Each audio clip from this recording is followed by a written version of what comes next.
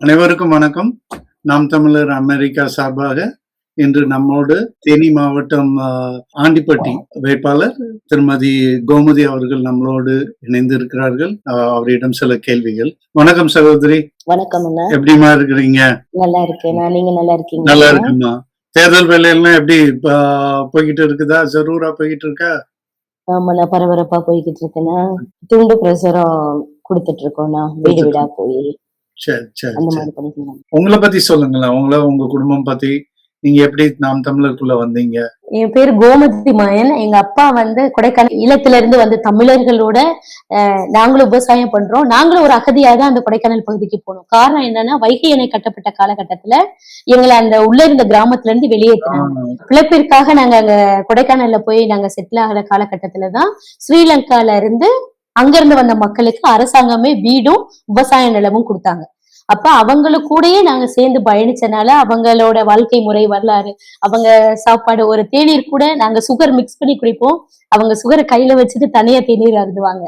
இந்த மாதிரி நிறைய கலாச்சார வேறுபாடுகள்லாம் அவங்க கிட்ட இருந்து நான் அனுபவிச்சிருக்கேன். அப்புறம் பாத்தீங்கன்னா, நான் பிடெக் ஐடி முடிச்சுட்டு சென்னையில ஒரு பிரபல ஐடி நிறுவனத்துல டிசிஎஸ் டாடா கன்சல்டன்சி சர்வீஸ் அப்படிங்கிற ஒரு ஐடி நிறுவனத்துல 3 ஆண்டுகள் பணிபுரிஞ்சிட்டு இருந்தேன். அப்பதான் எனக்கு திருமணம். என் கணவர் பேர் அன்பரசன். அவருதான் நாம் தமிழர் கட்சியோட தீவிர பற்றாளர். அண்ணன் சீமான் அவர்களோட தலைவர் பிரபாகரன் தான் அவருக்கு உயிரே விட்டுருவாரு.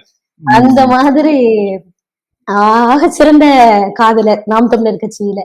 அண்ணனோட கொள்கையில தமிழ் தேசியம், அப்புறம் இது தமிழ் தேசிய முதலாளிகள் உருவாகணுங்கிற நோக்கத்துல நாங்க பணியை விட்டுட்டு 2 பேருமே, அவர் எம்பிஏ பட்டதாரி, அவரும் ஒரு பிரபல நிறுவனத்துல மேனேஜரா வேலை பார்த்துட்டு இருந்தார். 2 பேருமே வேலையை விட்டுட்டு சொந்த ஊருக்கு இங்க நம்ம கிட்ட இருக்க வளத்தை வச்சு நாம அதுல வளர்ந்து காட்டி அத மக்களுக்கு சொன்னா மட்டும்தான் அது சரியான முறையில ஏத்துப்பாங்க. நான் செஞ்சா சாதிச்சலாம் சொன்னா நம்ப மாட்டாங்க. சாதிச்சுட்டு சொன்னா ஆமா சாதிக்க முடியும் அப்படிங்கிற உறுதிப்படுத்தணும்னு நான் முதல்ல எதிர்ப்பு தெரிவிச்சேன். இதுக்கு என்னால உடன்பட முடியாது. லட்சக்கணக்கில் அந்த ஐடில சம்பாதிச்சுட்டு என்னால இங்க இருக்க முடியல, நிறைய முரண்பாடுகள். அவர் உறுதியா நின்று கண்டிப்பா நம்ம இதுல ஜெயிப்போம் அப்படின்னு சொல்லி நிக்க வச்சாரு. நின்னோம். இப்ப தொழில் பரவாயில்ல, ஒரு அளவுக்கு நமக்கு கை கொடுக்குற அளவுக்கு வருது. நாங்க சுருளி தீர்த்தம் டூரிஸ்ட் பிளேஸ், இந்த பிளேஸ்ல தேநீர் கூடத்துடன் கூடிய மண்டபமும் தங்கும் விடுதியும் வச்சு நடத்திட்டு இருக்கோம். ஆமா, இங்க பலதரப்பட்ட மக்கள் இங்க வருவாங்க. இது ஆன்மீக பூமியாவும் இருக்கு, ஆன்மீக ஸ்தலமும் இருக்கு, சுற்றுலா தலமும் கூட. அப்ப பலதரப்பட்ட மக்கள் இங்க வரக்கூடிய மக்கள்னால நம்ம டீ கடை வச்சிருக்கனால பல மக்களை ஈஸியா கனெக்ட் பண்ணிக்க முடியும். அவங்க கூட உட்கார்ந்து பேசி நம்மளோட கொள்கை சித்தாந்தத்தை எடுத்து போகிறதுக்கான மிகப்பெரிய அந்த பிளாட்ஃபார்மா அந்த டீ கடைய நாங்க பயன்படுத்திக்கிட்டு இருக்கோம். ரொம்ப சந்தோஷம். உங்க வீட்டுக்காரருக்கு அவரோட நம்பிக்கைக்கு எங்களுடைய சல்யூட். ரொம்ப சந்தோஷம். சரி, ஆண்டிப்பட்டியை பொறுத்த வரைக்கும் சில கேள்விகள் இருக்குது எங்களுக்கு. முதல் கேள்வி ஆண்டிப்பட்டி வைகை அணையை நம்பியே விவசாயம் நடக்குது. ஆனா சில ஆண்டுகளில் பல முறை இந்த வைகை அணையில் தண்ணி குறைந்ததால் ஆண்டிப்பட்டி, குன்னூர், வைகை கால்வாய் பகுதியில் விவசாயிகள் பயிர் இழப்பை சந்தித்தனர். நிலத்தடி நீரும் பல இடங்களில் குறைந்து வருகிறது. நீங்கள் தேர்ந்தெடுக்கப்பட்டால் வைகை நீர் மேலாண்மை, கால்வாய் சீரமைப்பு, மழை நீர் சேமிப்பு போன்றவற்றை நடைமுறைப்படுத்தி இந்த தண்ணீர் பிரச்சனையை எப்படி போகும்? பொதுவா இந்த ஆண்டிப்பட்டி தொகுதி பாத்தீங்கன்னா முழுக்க முழுக்க விவசாயத்தை நம்பி இருக்கக்கூடிய பூமி தான். முல்லை பெரியார் ஒண்ணு, வைகை அணை, இந்த 2 அணைகளை நம்பிதான் இங்க விவசாயம் அதிகபட்சமா நடந்துச்சு. முல்லை பெரியார் அணையில பாத்துட்டீங்கன்னா அண்டை மாநிலமான கேரளா மாநிலத்தோட கண்ட்ரோல்ல இருக்கு. அங்க தூர்வாரவும் அவங்க அலோவ் பண்ண மாட்டேங்கிறாங்க. நீர் மட்டத்தை உயர்த்துறதுக்குமே சில தடைகள் விதிச்சிருக்கனால அதுல கொஞ்சம் பிரச்சனை இருக்கு. அது பேச்சுவார்த்தையில சரி பண்ணக்கூடிய ஒண்ணு. வைகை அணை பாத்துட்டீங்கன்னா கட்டப்பட்ட நாள்ல இருந்தே தூர்வாரப்படாம இருக்கு. அப்ப அந்த தூர்வாரப்படாதனால மழை காலங்கள்ல வெள்ளப்பெருக்கு ஏற்பட்டு தண்ணி வீணாயிடும், வெயில் காலங்கள்ல நீர் வத்தி போயிடுது. நாம வந்தோம்னா அதெல்லாம் தூர்வார முடியும். இந்த ஆண்டிப்பட்டி தொகுதியில கிட்டத்தட்ட ஒரு 54 கிராமங்கள் இருக்கு, ஒரு நகராட்சி, 3 பேரூராட்சிகள் இருக்கு இந்த ஆண்டிப்பட்டி தொகுதிக்குள்ள. அவ்வளவு ஊர்லயும் கிட்டத்தட்ட ஒரு 50க்கு மேற்பட்ட கண்மாய்கள் இருக்கு, 60க்கு மேல குளங்கள் இருக்கு. எல்லாமே ஆக்கிரமிப்புலதான் இருக்கு, பயன்பாட்டுல இல்லாம இருக்கு. அதை எல்லாத்தையுமே நம்ம ஆக்கிரமிப்புகளை அகற்றி தூர்வாரி நிலத்தடி நீரை பெருக்கக்கூடிய பனை மரம், மூங்கில் இந்த மாதிரி நடுவதன் மூலமா வந்து நம்ம நிலத்தடி நீரையும் பெருக்கிக்க முடியும், மழை நீரையும் சேமிச்சு வச்சுக்கக்கூடிய ஏற்பாடுகளை செஞ்சு கொள்ள முடியும்னா. அடுத்து பார்த்துட்டோம்னா, நீங்க சொன்ன மாதிரி ஆண்டிப்பட்டி ஒன்றியத்திற்கு உட்பட்ட பகுதிகளில் கிட்டத்தட்ட ஒரு 30 கிராமங்கள் வருது, ஊராட்சிகள். அந்த பகுதிகளில் இயற்கையாவே இந்த வெயில் காலத்துல நிலத்தடி நீர் மட்டும் கம்மியா தான் இருக்கு. அந்த ஏரியால நம்ம என்ன பண்ணலாம்னா, முன்னாடி விதைச்சிருந்த நாட்டு பயிர்கள் சொல்லுவாங்கல்ல, சிறுதானிய பயிர்களை விளைவிக்கிறது மூலமா நீரை வந்து கம்மியா பயன்படுத்தி விளைச்சலை பெருக்கக்கூடிய பயிர்களை விவசாயிகளை ஊக்குவிப்பதன் மூலமா வந்து நம்ம விவசாயத்தை பெருக்க முடியும். அப்புறம் சொட்டு நீர் பாசனம் இருக்கு இல்லையா, இந்த சொட்டு நீர் பாசனத்தை வந்து மக்கள்கிட்ட கொண்டு போய் சேர்க்கறது மூலமா நீர் மேலாண்மையை எப்படி கையாள்வது, கொஞ்ச தண்ணியில கூட அதிகமான விளைச்சலை ஏற்படுத்தக்கூடிய அந்த சூழ்நிலையை உருவாக்குறதுக்கு மக்களுக்கு விழிப்புணர்வை ஏற்படுத்துவதன் மூலமா வந்து இருக்கக்கூடிய நீரை எப்படியெல்லாம் பாசனத்துக்கு பயன்படுத்த முடியும்னு மக்கள்கிட்ட அந்த விழிப்புணர்வை ஏற்படுத்துவதன் மூலமா செய்யலாம்னா. அப்புறம் பள்ளிகள்ல இருந்தே மரங்களை வளர்ப்பதை மாணவர்களுக்கு ஊக்குவிப்பதன் மூலமா மழை பெய்யறத வந்து உறுதிப்படுத்திக்க முடியும். இந்த மாதிரி முறைகள்லாம் செய்யறப்ப மிக எளிய முறையிலேயே நம்ம கிட்ட இருக்கிற வளங்களை வச்சே நம்மளோட நிலத்தடி நீரையும் மழை நீரையும் சேமிக்க முடியும். நம்ம வீடு கட்டுறப்ப கம்பல்சரி வந்து மழைநீர் சேமிப்பு தொட்டி இருக்கணுங்கிற ஒரு சட்டம் இருக்கு. அப்படின்னாதான் வந்து நமக்கு பிளான் அப்ரூவல் உண்டு. ஆனாலும் அதுல நிறைய லஞ்சங்கள் அந்த மாதிரி இருக்கனால எல்லா வீடுகள்லயும் அந்த வசதி இருக்கான்னா இல்ல, அதை யாருமே கொண்டு போய் கரெக்டா சேர்க்கல. ரொம்ப சரி.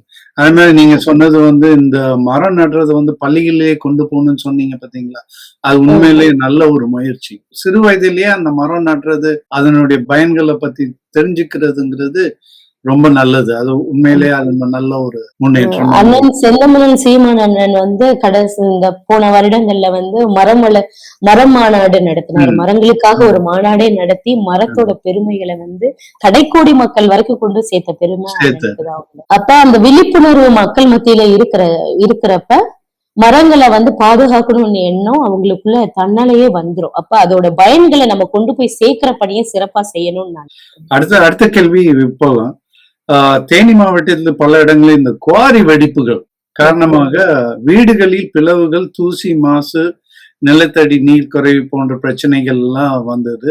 அதே மாதிரி மேற்கு தொடர்ச்சி மலைக்கு அருகில் உள்ள கிராமங்களில் இந்த பிரச்சனை ஜாஸ்தியா இருக்குது அப்படின்னு சொல்றாங்க. இப்போ இந்த நிலத்தையும் பாதுகாக்கும் குவாரி செயல்பாடுகளை கட்டுப்படுத்த நீங்க ஏதோ என்ன முயற்சி செய்வீர்கள்? முக்கியமா இந்த கனிம வளங்களை கொள்ளையடிக்கிறத தடுக்கணும்னா முதல்ல மாற்று வழிகளை நம்ம யோசிக்கணும்னா, கட்டடம் கட்டுறதுக்கு, தார் சாலை அமைக்கிறதுக்கு தான் அதிகபட்சமா அந்த மலைகளை வந்து தோண்டி எடுக்கிறாங்க. அதுக்கான மாற்று பாதைகளை நம்ம யோசிக்கணும். அதற்கு முன்பு நம்ம இப்ப செய்ய வேண்டிய கட்டாயம் என்னவென்னா, இப்ப வந்து ஒரு மகளிர் சுய உதவிக்குழு மூலியமா தான் அந்த மலையை வந்து ஏலம் கொடுக்குறாங்க. ஏலம் விட்டுதான் கவர்மெண்ட்ல இருந்தே ஏலம் கொடுக்குறாங்க. ஏலம் கொடுத்து அதுல இருந்துதான் அவங்க வெட்டி எடுக்கிறதுக்கான அனுமதி கொடுக்குறாங்க. அந்த அனுமதியில பல முறைகேடுகள் ஏற்படுது. என்ன செய்யறாங்கன்னா, ஒரே குடும்பத்தை சேர்ந்தவர்கள் வந்து அந்த மகளிர் குழுல இருக்காங்க. இந்த வருஷம் அம்மா, அடுத்த வருஷம் தங்கச்சி, அடுத்த வருஷம் மகள் அப்படிங்கிற பேர்ல அந்த ஒரு குடும்பமே எடுத்து ஒரு தனி நபர் பொது சொத்தை ஃபுல்லாவே அவருக்காக பயன்படுத்திக்கிறார். இதுக்கு வந்து அதிகாரிகள் எல்லாமே உடந்து போறாங்க. ஊழல் அதிகமா இருக்கக்கூடிய துறை எதுன்னா இந்த கனிம வள கொள்ளை. இதுல நம்ம என்ன பண்ணணும்னா, சட்டங்கள் கடுமையாக்கப்படணும். முதல்ல வந்து இன்னைக்கு வந்து ஒரு 20 லாரியில இருந்து தான் எடுத்துட்டு போகணுங்கிற இடத்துல அவங்க 200 லாரிக்கு மேல மலைகளை வெட்டி எடுக்கிறாங்க. அப்படி எடுக்கிறச்ச என்ன ஆகுதுன்னா, பெரிய பெரிய வெடி மருந்துகள்லாம் வச்சு நிறைய ப்ரொடெக்ட் பண்ணணுன்றதுக்காக அந்த நிலத்தவே அதிர்வுக்கு உள்ளாக்குறாங்க. அப்ப சட்டம் அவங்களுக்கு என்ன கொடுத்திருக்காங்களோ அதை மட்டும்தான் எடுக்கிற மாதிரி நம்ம வந்து அதிகாரத்தை கொண்டு வரணும்.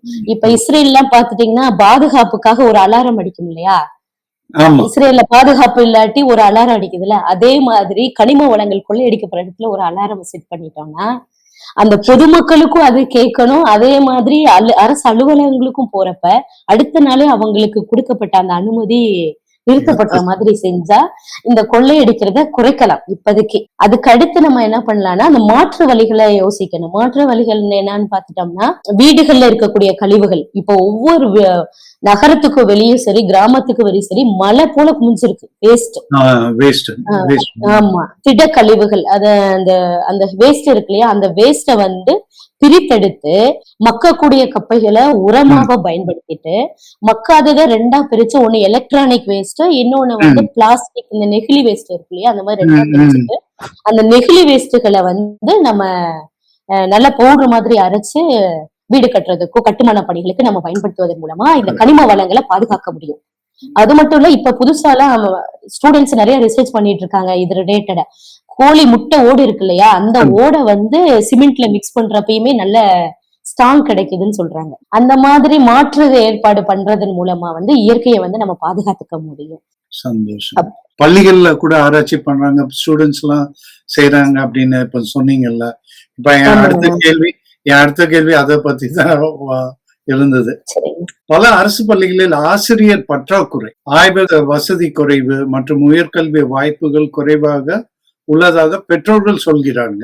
மாணவர்கள் நல்ல கல்விக்காக மதுரை போன்ற நகரங்களுக்கு செல்ல வேண்டிய நிலை உள்ளது.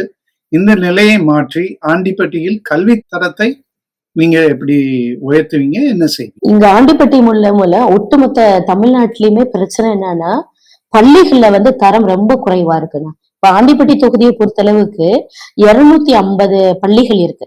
அரசு பள்ளிகள் மட்டுமே 230க்கு மேற்பட்ட பள்ளிகள் இருக்கு. ஒரு 100 பள்ளிகள் வந்து அரசு உதவி பெறும் பள்ளிகள், தனியார் பள்ளிகள் உண்டு.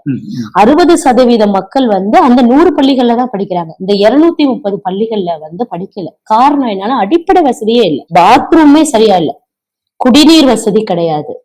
அப்படியே அந்த பாத்ரூம் இருந்தாலும் அதுக்கு தண்ணீர் வசதி கிடையாது. அதை சுத்தமா மெயின்டைன் பண்ணக்கூடிய ஒரு துப்புரவு பணியாளர் கூட நியமிக்கப்படல. ஒவ்வொரு ஆண்டும் பள்ளி கல்விக்காக மட்டும் 48 கோடி ரூபாய் வந்து நம்ம தமிழ்நாடு அரசு ஒதுக்குறாங்க. ஆனா அது பயனுள்ளதா போய் சேருதானா, அது இல்லை. ஏன்னா அங்கதான் ஸ்டூடெண்ட்ஸே இல்லை. அப்ப அங்க டீச்சர்ஸை நியமிச்சு அதுக்காக பணம் ஒதுக்குறது எல்லாமே அது வந்து வேஸ்ட் ஆகிற மாதிரி இருக்கு. அப்ப அடிப்படைகளை நம்ம உயர்த்தி மாணவர் சேர்க்கையை அதிகப்படுத்தணும். இதன் மூலமா வந்து டீச்சர்ஸ் வந்து எல்லாருமே அறிவுள்ளவர்கள். டெட் எக்ஸாம் கிளியர் பண்ணா மட்டும்தான் நீங்க கவர்மெண்ட் டீச்சரா இருக்க முடியும்.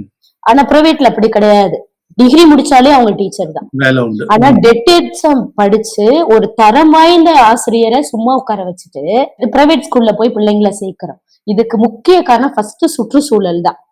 இந்த சுற்றுச்சூழல்னா இது சுகாதாரம் இல்ல ஃபர்ஸ்ட். ரெண்டாவது பாத்துட்டீங்கன்னா பாதுகாப்பு இல்லை. சாயந்தர பொழுதுகள்ல பாத்துட்டீங்கன்னா அரசு கட்டிடங்கள், முக்கியமா அரசு பள்ளிகள் வந்து மதுபான கூடமாவே செயல்பட்டு இருக்கு. ரொம்ப கொடுமையான விஷயம் அதுதான். அப்ப அத அதிகாலையில அடுத்த காலையில பிள்ளைங்க போற இடத்துல அந்த பாட்டில பாக்குறாங்க.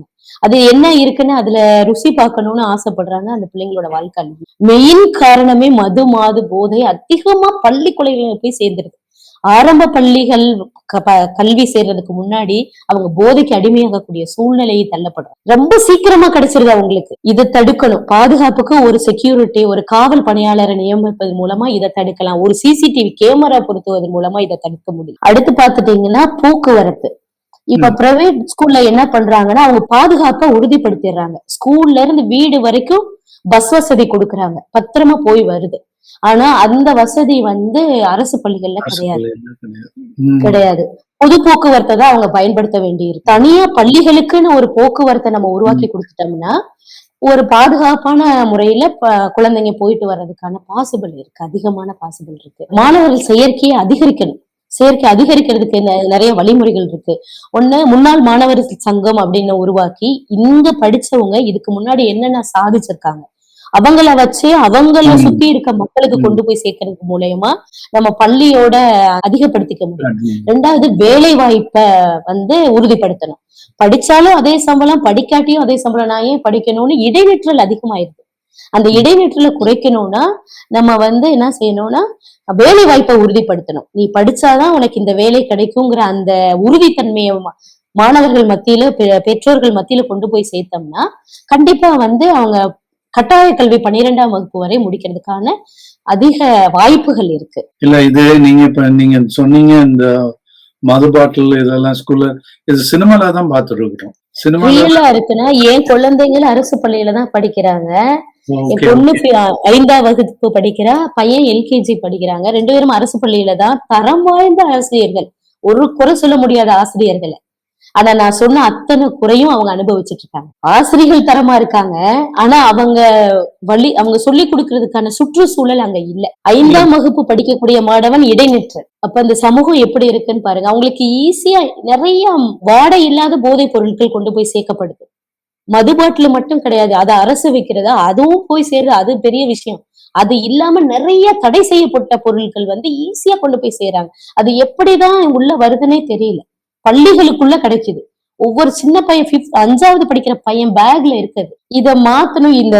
இந்த போதைப் பொருளை குறைச்சா மட்டும்தான் நாங்க மேற்கு தொடர்ச்சி மலை ஒட்டிய பகுதிகள், இந்த மலை அடிவாரத்துல இருக்க குழந்தைங்களை தான் டார்கெட் பண்ணி இந்த மாதிரி தொழில அதிகமா போய்கிட்டு. ஆனா அரசாங்கம் இந்த போதையில்லா தமிழகம் உருவாக்கி இருக்கோம் அப்படி இப்படின்லாம் சொல்றாங்க. அது விளம்பர அரசியல், விளம்பரத்துக்காக சொல்லிக்கிட்டு இருக்காங்க. உண்மையிலே ரியாலிட்டி நம்ம சுத்தி இருக்கிற, நம்ம அங்க வாழ்ந்துகிட்டு இருக்கிறது இதுதான் நடைமுறை. இத சரி பண்றதுக்கு அரசாங்கம் எந்த நடவடிக்கையுமே எடுக்கல. இதுக்கான தீவிர நடவடிக்கை எடுத்தாதான் அடுத்த தலைமுறையவே நம்ம பாதுகாக்க முடியும். திட்டமிட்டு நம்மள அழிச்சிட்டு இருக்காங்க. போதையிலேயே அடிமையா வச்சிருக்கணும், அறியாமையில இருந்தா மட்டும்தான் இவங்க அரசியல் பண்ண முடியும். விழிப்புணர்வு அடைஞ்சிட்டாங்கன்னா இவங்க அரசியல் செல்லுபடியாகாதுன்றது அவங்களுக்கு தெளிவா தெரிஞ்சிருக்கு. அதனாலதான் நம்மள திட்டமிட்டு அழிச்சிட்டு இருக்காங்க. இதுல எங்க ஏரியால பாத்தீங்கன்னா இடைநிற்றல் ரொம்ப ஜாஸ்தி. இப்ப இந்த 12ஆம் வகுப்பு தேனி மாவட்டத்துல மட்டும் 170 பேர் ஒவ்வொரு எக்ஸாமும் எழுதல. அதுல ஒரு 10-20 பேர் அன்றைய பிரச்சனையா கூட இருக்கலாம், உடம்பு சரியில்லை, வீட்டுல சூழ்நிலை ஏதோ ஒண்ணுன்னு வச்சுக்கோங்கன்னா. மீதி 150 பேருமே அவங்க இந்த வருஷம் முழுவதும் பள்ளிக்கு வராத மாணவர். ஒரு 12வது பள்ளி முடிக்க போற தருணத்துல கூட ஒரு 150 பேர் வரலாட்டினா அதுக்கு கீழே இருக்க வகுப்புகளை எண்ணி பாருங்க. எவ்வளவு பேர் வருஷத்துக்கு பள்ளிக்கு போகாம இடையில நின்னு போறாங்கன்னு பாருங்க. இவங்க எல்லாம் எங்க போறாங்கன்னா அவங்களுக்கு கிடைக்கக்கூடிய வேலைகள் ஏதாவது செய்யறாங்க.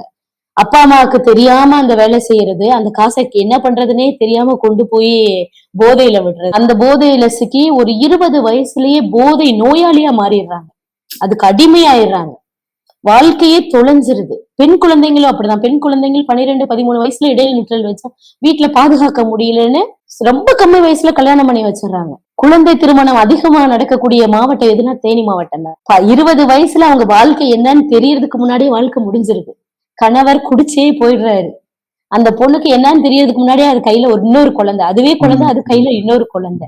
ஆமா, எப்படி வளர்க்கணும், அடுத்த தலைமுறைக்கு என்ன சொல்லி கொடுக்கணும்னு அந்த குழந்தை உணர்றதுக்கு முன்னாடியே அது குழந்தை வந்துருது. இப்படியே திட்டமிட்டு நம்ம சமூகம் சீரழிக்கப்பட்டு கொண்டே இருக்குது. ரொம்ப பெரிய மனவேதனை. எனக்கு ரொம்ப கஷ்டமா இருக்கு, கேட்கறது ரொம்ப கஷ்டமா இருக்குது. இல்ல இப்ப நீங்க பரப்புரைக்கு போகும்போது இவ்வளவு இப்ப நீங்க என்கிட்ட சொல்றீங்க, ஆனா நீங்க அந்த தாய்மாரை பார்த்து நீங்க பேசும்போது அவங்க என்ன சொல்றாங்க? ஆனா இன்னி மக்கள் மத்தியில நிறைய விழிப்புணர்வு ஏற்படுத்த வேண்டியிருக்கு. ஒரு 20% மக்களுக்கு தான் நம்மளோட பேசுறது புரிஞ்சுக்கிற கூடிய தன்மையே இருக்கு.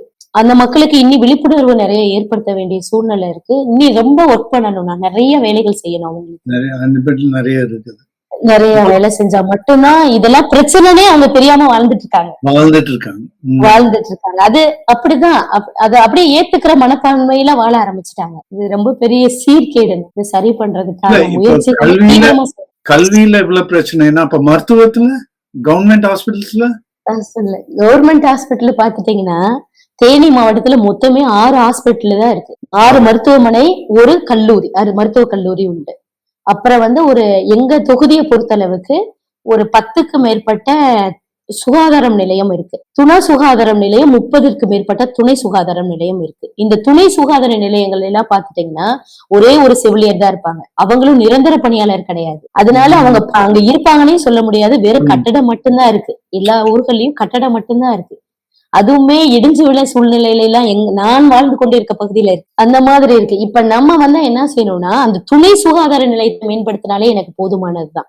இப்ப வருஷ நாட்டுல இருந்து தேனி வரணும் அப்படின்னா கிட்டத்தட்ட நான் 3 மணி நேரம் பயணப்பட்டுதான் வரணும். அப்ப எனக்கு சுகாதார நிலையத்திலேயே அவசர சிகிச்சை பிரிவா, இந்த ஹார்ட் அட்டாக்கு, ஸ்ட்ரோக், பக்கவாதம், ஆக்சிடென்ட் நடந்துச்சுன்னா விபத்து ஏற்படக்கூடிய நேரங்கள்ல அவசர உதவி, மகப்பேறு, இந்த மாதிரி அந்த மேஜர் இஷ்யூ. தீவிர சிகிச்சை எமர்ஜென்சிக்கு தீவிர சிகிச்சை பிரிவுகளை வந்து அந்த துணை சுகாதார நிலையத்துக்கே கொண்டு போய் சேர்க்கிற போது உயிரிழப்பை நம்ம தடுக்க முடியும். தீவிரமான நோய்கள் இருந்து இப்ப பக்கவாதத்துல இருந்தெல்லாம் ஈஸியா தப்பிக்கிறதுக்கு அந்த ஒரு இது பயனுள்ளதா இருக்கும்னு நான் நினைக்கிறேன். ஏன்னா இந்த ஆண்டிப்பட்டி தொகுதி வந்து மலைப்பகுதியை ஒட்டினது, மிக நீண்ட பகுதி, ரொம்ப பெரிய தொகுதி. ஒரே நாள்ல இந்த தொகுதிக்குள்ள போய் வர முடியாது. 3 நாட்களாவது போக்குவரத்துக்கே. அப்படிப்பட்ட ஒரு பகுதியில வந்து மருத்துவம் ரொம்ப ரொம்ப குறைவா இருக்கு. முக்கியமா வருச நாட்டு பகுதிகள்ல, கடமலை ஒன்றியத்திற்கு உட்பட்ட பகுதிகள்ல பாத்துட்டீங்கன்னா மலை கிராமங்கள் 146 குக்கிராமங்கள் இருக்கு. அந்த பகுதிகள்ல மருத்துவமனை வசதியே கிடையாது. அந்த துணை சுகாதாரமும் சரி, சுகாதார நிலையமும் சரி, வெறும் பில்டிங் மட்டும்தான் இருக்கு. மருத்துவர்கள் யாருமே கிடையாது. மருத்துவர் கிடையாது, செவிலியர் கிடையாது. பேரளவுல யாராவது ஒருத்தர் ஒரு நாளைக்கு வருவாங்க, இல்லாட்டினா வாரத்துக்கு ஒரு முறை வந்து போற மாதிரிதான் இருக்கு. மிகப்பெரிய அவல நிலை. இதை மாத்துறதுக்கு நம்ம என்ன செய்யணும்னா, துணை சுகாதார நிலையங்களை மேம்படுத்துற மூலயமா இதை மாத்திக்க முடியும். அது இல்லாம மக்கள் மத்தியில விழிப்புணர்வை கொண்டு போய் சேர்க்கணும். சில நேரங்கள்ல வந்து இந்த பகுதிக்கே உரித்தான ஒரு சில நோய்கள் இருக்கும். அந்த நோய்களை கண்டறிந்து அதை முன்கூட்டியே தடுப்பதற்கான ஆலோசகர்களை நியமிச்சு மக்கள் மத்தியில விழிப்புணர்வை ஏற்படுத்துறது மூலியம் இதை குறைக்கலாம். 2வது வந்து உணவு பழக்க வழக்கம். இப்ப பாத்தீங்கன்னா சுகருக்கு வந்து தமிழ்நாடு பேர் போனதா மாறிட்டு இருக்கு. நெல் விளையக்கூடிய பூமி நம்ம பூமி, பூரா விளைச்சலை மட்டுமே நம்பி இருக்கக்கூடிய பூமி, இயற்கை பூமி. இங்க வந்து சுகர் பேஷண்ட் ஜாஸ்தி ஆயிட்டு இருக்காங்க. தோட்டத்து வேலை செய்யறவங்களுக்கு கூட சுகர் பேஷண்ட் இருக்கிறதா சொல்றாங்க. அப்ப அவங்களுக்கு விழிப்புணர்வு ஏற்படுத்தி அவங்களோட உணவு முறை பழக்க வழக்கங்களை மாத்துறதுக்கான அந்த விழிப்புணர்வு ஏற்படுத்துறதுக்கு ஒரு ஆலோசகரை நியமிச்சு அவங்கள வச்சு நம்ம அதை சரி பண்ண முடியும். 2வது வந்து உடற்பயிற்சி. தமிழர்களோட பாரம்பரிய கலைகளா இருக்கும் இல்லையா, சிலம்பம், களரி, இதெல்லாம் வந்து கடைக்கோடி மக்கள் வரைக்கும் கொண்டு போய் சேர்ப்பதன் மூலமா அந்த துறையில தேர்ச்சி பெற்றவர்களுக்கு வேலை வாய்ப்பு கொடுத்த மாதிரியும் இருக்கும்.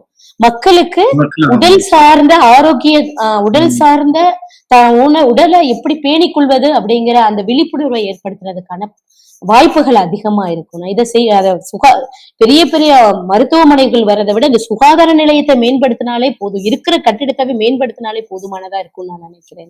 உடல் ஆரோக்கியமா இருந்தாலே எல்லாம் ஆரோக்கியமா வந்துடும். ஆமா, ஏன்னா அது தொழில்னாலும் சரி, சந்தோஷம்னாலும் சரி, மனசுனாலும் சரி, உடல் ஆரோக்கியமா இருந்தாலே போதும்.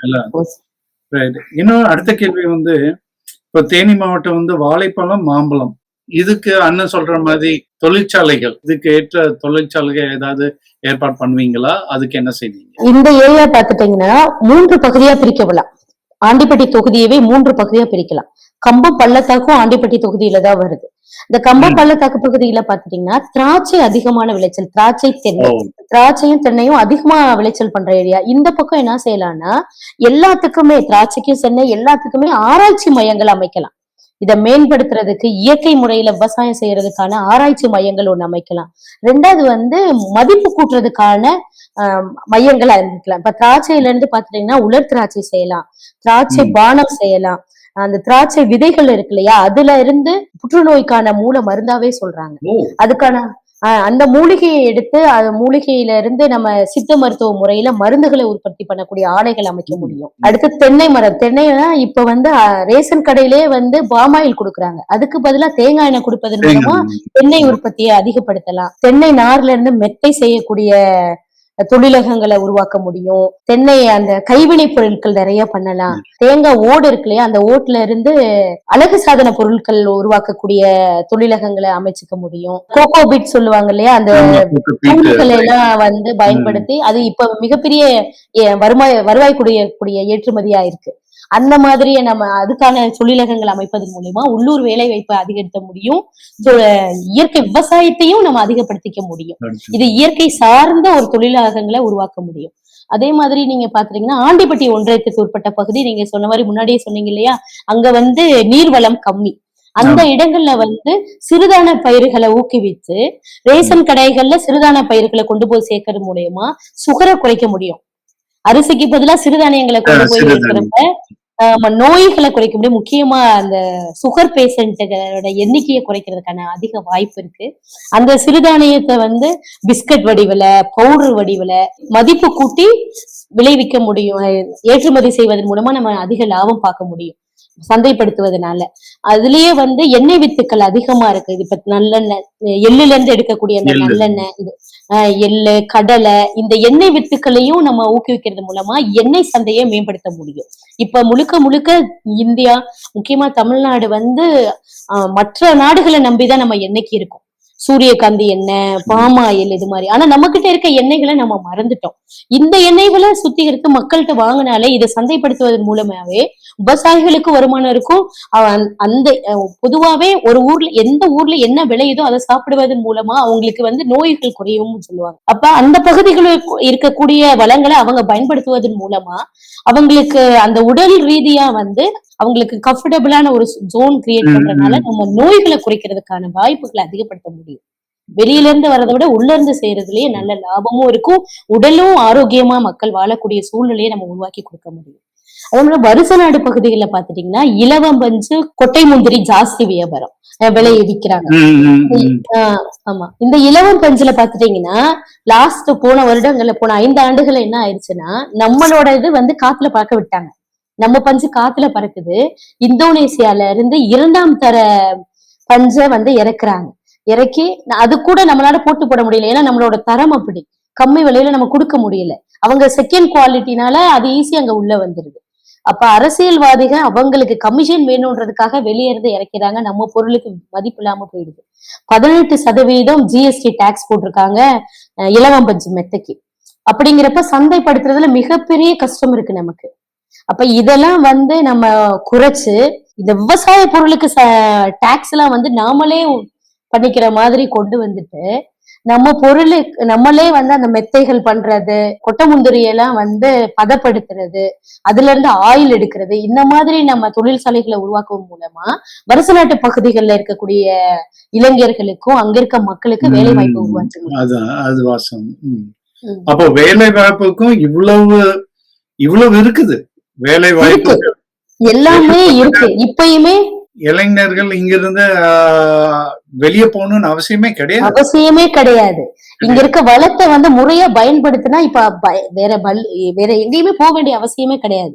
ஆனா இப்ப இவ்வளவு இது பண்ணாம இங்க இருந்து ஒரு நாளைக்கு 500ல இருந்து 700 வாகனங்கள்ல கேரளாக்கு வேலைக்கு போயிட்டு வராங்க தினக்கூலியா. எங்க மக்கள் தினக்கூலி டெய்லி போனாதான் உங்களுக்கு சம்பளம். பக்கத்து மாநிலமான அண்டை மாநிலத்துக்கு கேரளால போய் வேலை செஞ்சுட்டு வந்தாதான் உங்களுக்கு சம்பளம். இவ்வளவு வளங்களை பயன்படுத்துறதுக்கு இந்த அரசு எந்தவித நடவடிக்கையும் எடுக்கல. இவ்வளவு ரிசோர்ஸ் இருக்கு, நம்மகிட்ட இடம் இருக்கு, மண் வளம், மலை வளம், இயற்கை வளம் அவ்வளவும் இருந்தும் நம்ம மக்கள் பக்கத்துல இருக்க வேற ஒரு ஆளை நம்பி இருக்க வேண்டிய சூழ்நிலையில தான் நம்ம வாழ்ந்துட்டு இருக்கோம். இப்ப கேரளால நீங்க வராதீங்கன்ட்டா நம்ம பசியில இருப்போம். நமக்கு பணமே கிடையாது, வருமானமே இல்லை, மக்கள் பஞ்சத்துக்கு போயிடுவாங்க.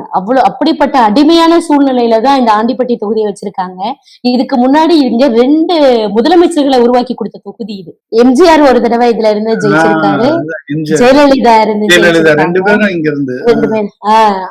அப்படிப்பட்ட தொகுதியில மக்களோட வாழ்க்கை தரம் இவ்வளவு மோசமா இருக்கு. அப்புறம் வேலை வாய்ப்புல இன்னி பாத்துட்டீங்கன்னா, இது இல்லாம இந்த வருச நாட்டுக்கு முன்னாடி கொஞ்சம் தூரத்துல பாத்துட்டீங்கன்னா அங்க வந்து மலை வளம் குறைவுதான், காற்று அதிகமா இருக்கனால அங்க காற்றாலைகள் அதிகமா நிறுவி இருக்காங்க.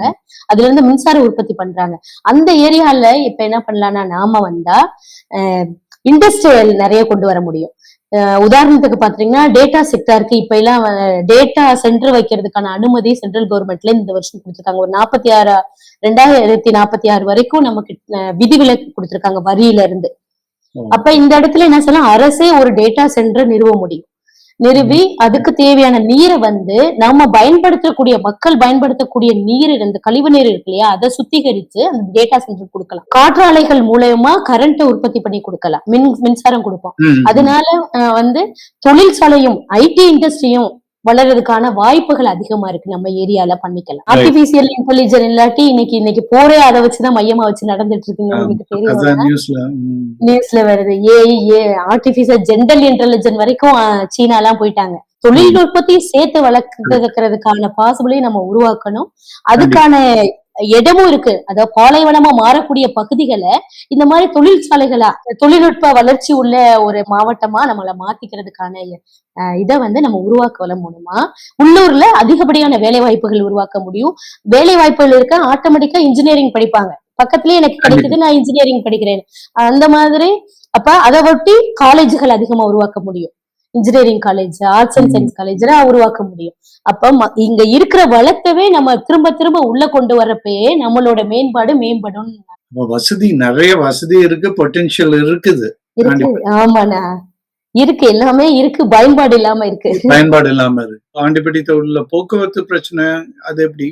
போக்குவரத்து பிரச்சனையை பாத்தீங்கன்னா, இப்ப வருசநாடு மலை பகுதிகள் எல்லாம் இருக்கு இல்லையானா, அது வந்து ஸ்ரீவில்லிபுத்தூர் மேகமலை வனவிலங்கு சரணாலயம்னு அறிவிச்சு, அந்த வனவிலங்கு சரணாலயத்துல கிட்டத்தட்ட ஒரு 83 கிராம மக்கள் 6000 ரேஷன் கார்டு இருக்க மக்களை வந்து வெளியேற்றுறாங்க. அங்க இருக்கவே கூடாதுன்னு சொல்றாங்க. காரணம், அது ரிசர்வ்டு ஃபாரஸ்ட், புலிகள் பாதுகாப்பு மையம் சொல்லி போட்டுறாங்க.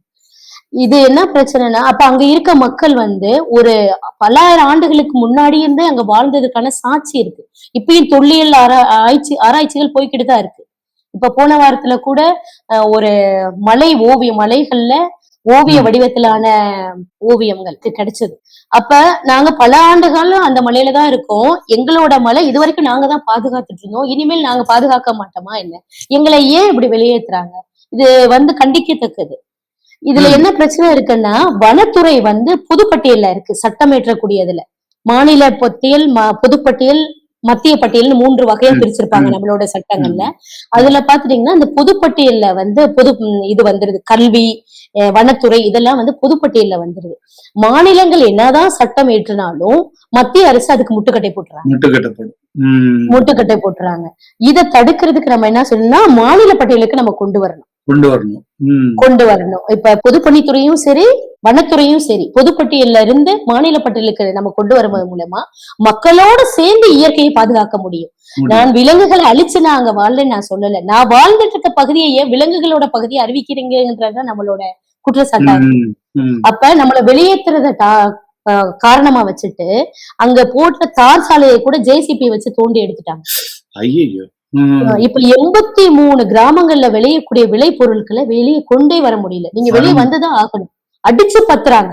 உள்ளூர்லயே அகதிகளா மாற்றப்பட்டிருக்கோம் நாங்க. அந்த உள்ளூருக்குள்ள நாங்க வாழக்கூடிய பகுதியிலேயே அகதியா வாழ்றோம். சொந்த அரசாங்கமே எங்களை அகதியா நடத்திட்டு இருக்காங்கன்னா பாருங்க, இதை விட கொடுமை எதுனா இருக்க முடியும்? அப்ப எங்களுக்கு அந்த பொதுப்பட்டியல்ல இருந்து மாநில பட்டியலுக்கு வர்றப்ப இதை நாங்க ஒரே கையெழுத்துல சரி பண்ண முடியும். சிஎம் நினைச்சா ஒரு கையெழுத்துல இதை சரி பண்ணிக்க முடியும். அப்ப அதை மாத்துறப்ப நம்ம அவங்களுக்கு தேவையான தார் சாலை வசதிகள் எல்லாமே ஏற்படுத்தி கொடுக்க முடியும். ரெண்டாவது பாத்துட்டீங்கன்னா, சில கிராமங்கள்ல எல்லாம் இருக்கு. சிங்கராஜபுரம்னு ஒரு பஞ்சாயத்து, அந்த பஞ்சாயத்துக்கு உட்பட்ட பகுதிகளில் ஒரு 4-5 கிராமத்துக்கு தார் சாலை போட்டிருக்காங்க. ஆனா பஸ் வசதி கிடையாது, பேருந்து வசதி இல்ல. விடியல் பயணம்னு சொல்லி நிறைய எல்லா ஊர்கள்லயும் மக்கள் வந்து ஃப்ரீயா பயன்படுத்திக்கிட்டு இருக்காங்க பெண்கள். ஆனா அந்த ஊருக்கு பஸ்ஸே கிடையாது. ஒரு 4-5 கிராமத்திற்கு பஸ்ஸே கிடையாது. ரோடு போட்டாங்க, ஆனா பஸ் வசதி இல்லாம இருக்கு. இது அங்க வரைக்கும் போய் சேர்ந்துருச்சா இல்ல போக்குவரத்து துறையில ஏதோ இடர்பாடா என்னன்னு தெரியல. கடந்த 5 ஆண்டுகளா நாங்க போராடிக்கிட்டு இருக்கோம். ரோடு இருக்கு, ஆனா அதுல பஸ் இல்ல, போக்குவரத்துக்கான எந்த உதவுமே இல்ல. அதே மாதிரி அங்க விளைவிக்கக்கூடிய பொருளை நம்ம வந்து சந்தைக்கு எடுத்துட்டு வர்றதுக்கு மிகப்பெரிய சவாலா இருக்கு. சரியான ரோடு வசதி இல்ல, வாகன வசதியுமே இல்லை. அரசுல இருந்து விளைக்கக்கூடிய பொருளை சந்தைக்கு கொண்டு வர்றதுக்கான அந்த வசதிகளை அரசே ஒரு லாரி அந்த மாதிரி எல்லாம் ட்ராக் அந்த மாதிரி எல்லாம் கொடுப்பதன் மூலமா வந்து அந்த போக்குவரத்து செலவை குறைச்சு லாபத்தை அதிகப்படுத்த முடியும். சிட்டிங் எம்எல்ஏயோ அமைச்சரோ நீங்க அத பத்தி என்ன சொல்றாங்க? இந்த பிரச்சனையில இப்படியே இருந்துட்டே இருந்தாதானே அடுத்த தடவை உங்களை குறை சொல்ல முடியும். அடுத்து என்ன நீங்க குறை சொல்லி மாறி மாறி நம்ம ஆட்சி அமைச்சோம். இதெல்லாம் சரி பண்ணிட்டு அப்புறம் ஒருத்தரே நிரந்தரம் ஆயிடுவாரு, இன்னொருத்தருக்கு வேலை இல்லாம போயிரும்ல. நாங்கெல்லாம் ஒரே கூட்டுக்களவாணி தானே, ஒரு தடவை போயிட்டு ஒரு தடவை வர்றதுக்கு. அதனால இந்த பிரச்சனைகளை அப்படியே மெயின்டைன் பண்ணி வச்சிருக்காங்க. ரொம்ப கஷ்டமா இருக்குப்பா. நீங்க ஒவ்வொரு பிரச்சனையும் கேட்டா ரொம்ப கஷ்டம் தான். இப்போ கொஞ்சம் நேரம் முன்னாடி சொன்னீங்க, மக்களே தனக்கு என்ன பிரச்சனை இருக்குதுன்னு தெரியாமலே வாழ்ந்துட்டு வர்றாங்க அப்படின்னு சொன்னீங்க. அண்ணா, நானுமே வந்து பாத்துட்டீங்கன்னா, நான் சென்னையில ஒரு ஐடி நிறுவனம் TCSல ஒர்க் பண்ண பொண்ணு. டாடா கன்சல்டன்சி சர்வீஸ்ல ஒரு 3 வருஷம் ஒர்க் பண்ணிட்டு, அதுக்கப்புறம் என் கணவரோட விருப்பத்தினாலதான் நாங்க இங்க வந்தோம். சுய தொழில் அறிவிப்பு, தற்சார்பு பொருளாதாரம், தமிழ் தேசிய தொழிலாளர் முதலாளிகள் உருவாகணும் அப்படிங்கிற நோக்கத்துல நாங்க இங்க வந்துட்டோம். இங்க வந்த பின்னாடிதான் மக்கள் இவ்வளவு பிரச்சனையில இருக்காங்க, இது கூடதான் நம்ம வாழணுங்கிற அந்த மனநிலையே எனக்கே தெரியுது. அது வரைக்கும் எனக்கு இந்த பகுத்தாய்வு இல்லாம தான் நான் இருந்திருக்கேன். இங்க வந்த பின்னாடி நாம் தமிழர் கட்சியில பயணிச்ச பின்னாடிதான் மக்கள் இவ்வளவு பிரச்சனையில இருக்காங்க, இதெல்லாம் நம்ம சரி பண்ணணும் அப்படிங்கிற அந்த எண்ணமே இங்க வந்த பின்னாடிதான் நமக்கு தோணுது. அது வரைக்கும் படிக்கணும், சம்பாதிக்கணும், வேலை பார்க்கணும், நம்மளோட குழந்தைங்க இப்ப இருக்க படிச்ச எல்லா யங்ஸ்டர்ஸும் இந்த ஊரை விட்டு வெளியே போன எல்லாருக்குமே இதே தாட் தான் இருக்கு. நான் படிக்கணும், என் குழந்தை நல்லா இருக்கணும், அவங்களுக்காக நான் உழைக்கணுங்கிறது தான் இருக்கு. நம்மளை சுத்தி இருக்க மக்களையும் சேர்த்து நம்ம மேல தூக்கிட்டு போகணுன்ற அந்த மனநிலைய மக்கள் மத்தியில இல்லாம ஆக்கிட்டாங்க. ஏன்னா பள்ளிகள்லயே அந்த எண்ணம் இல்ல. பள்ளிகள்ல அரசியல் பேசக்கூடாது, எங்க வேணுமோ அங்க இல்ல. மக்களுக்கு விழிப்புணர்வு ஏற்படுத்தக்கூடிய இடமோ அந்த இடத்துல எல்லாத்தையுமே அழிச்சுட்டாங்க இப்ப இருக்க அரசியல்வாதிகள். அங்க வேணாம், அது தப்பு அப்படின்னு சொல்லியே அரசியல் ஒரு தப்பு குற்றம்ன்ற மாதிரியே மக்கள் மத்தியில கொண்டு வந்து சேர்த்துட்டாங்க. அதை அரசியல் பண்ணுவாங்க, அதுக்காக நம்மள ஒரு அரசியல் பண்ணுவாங்க.